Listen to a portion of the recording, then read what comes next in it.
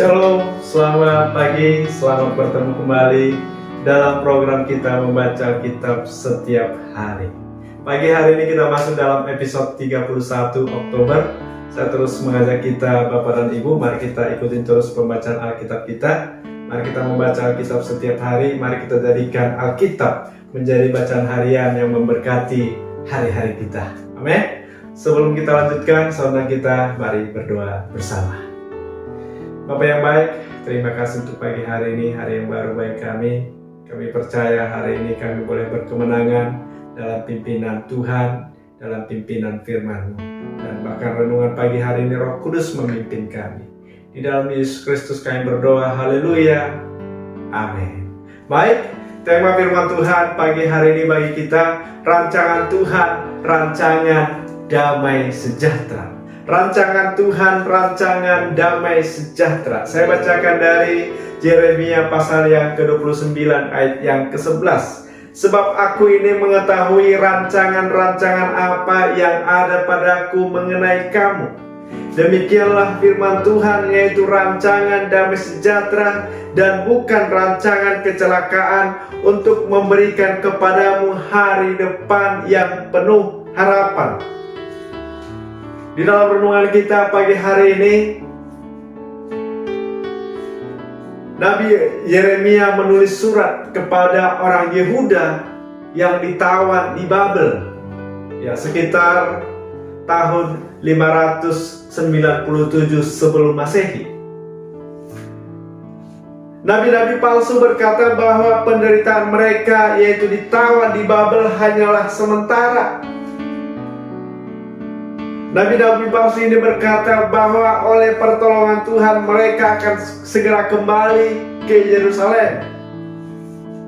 Tetapi kita melihat bahwa Yeremia menuliskan surat kepada umat Yahudi, umat Israel yang ditawan di Babel ini. Tetapi Nabi Yeremia meyakinkan umat yang dibuang itu supaya mereka bisa menerima situasi yang mereka alami, supaya mereka bisa menerima apa yang terjadi akibat dari perlakuan mereka yang meninggalkan jalan Tuhan, supaya mereka bisa menerima hajaran Allah yang menuntun mereka kepada pertobatan. Di ayat yang ke-10 dikatakan, sebab beginilah firman Tuhan, apabila telah genap 70 tahun bagi Babel, barulah aku memperhatikan kamu. Aku akan menepati janjiku itu kepadamu dengan mengembalikan kamu ke tempat ini. Artinya mereka di sana itu akan ditawan selama 70 tahun. 70 tahun ini bukan waktu yang singkat. 70 tahun Tuhan izinkan umat pilihannya ditawan oleh musuhnya di Babel, karena bangsa ini meninggalkan Tuhan. Bangsa ini tidak peduli dengan iman mereka. Maka itu saudara, Nabi Yeremia memastikan supaya mereka jangan mendengar nubuatan-nubuatan nabi palsu itu yang menyatakan bahwa mereka akan segera kembali ke Yerusalem. Di ayat yang ke-13 dikatakan, apabila kamu mencari aku, kamu akan menemukan aku. Apabila kamu menanyakan aku dengan segenap hati. Ada pertolongan Tuhan bagi Yehuda sekalipun ada dalam pembuangan, apabila mereka mencari Tuhan. Di ayat yang ke-7 dikatakan juga, usahakanlah kesejahteraan kota kemana kamu aku buang, dan berdoalah untuk kota itu kepada Tuhan, sebab kesejahteraannya adalah kesejahteraanmu. Memang saudara, nampaknya jahat apa yang diizinkan Tuhan terjadi bagi umat Yahudi.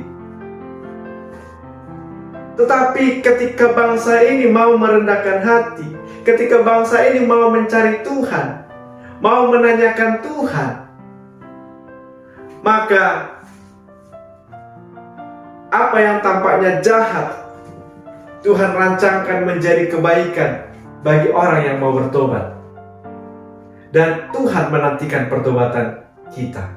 Tuhan menantikan pertobatan umatnya, supaya rancangan Tuhan yang penuh harapan itu boleh digenapi di dalam hidup kita orang percaya. Amin.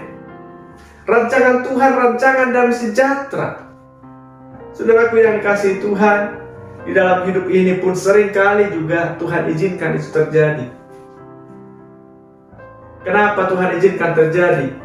Lewat renungan kita ini menyampaikan kepada kita supaya kita ini merendahkan hati kepada Tuhan, kita datang berseru kepada Tuhan, kita mengandalkan Tuhan, maka ada rancangan Tuhan yang penuh harapan.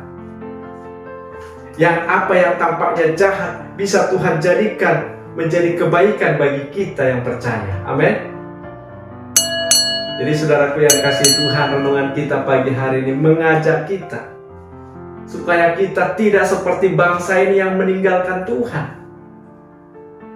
Mereka melupakan Tuhan, tetapi kita mari mengandalkan Tuhan setiap langkah hidup kita, menjadikan Tuhan menjadi sahabat di dalam hidup kita, yang menuntun kita dalam keseharian kita. Amin. Demikian renungan firman Tuhan pagi hari ini yang dapat saya sampaikan, kiranya memberkati kita. Kita berdoa. Terima kasih Tuhan untuk pagi hari ini, firman-Mu yang mengatakan kepada kami bahwa rancangan-Mu, rancangan damai sejahtera bagi kami. Kiranya ini boleh terjadi, kiranya damai sejahtera-Mu boleh menjadi bagian kami. Di dalam Yesus Kristus kami berdoa, kami mengucap syukur. Haleluya. Amin. Selamat pagi, selamat beraktivitas.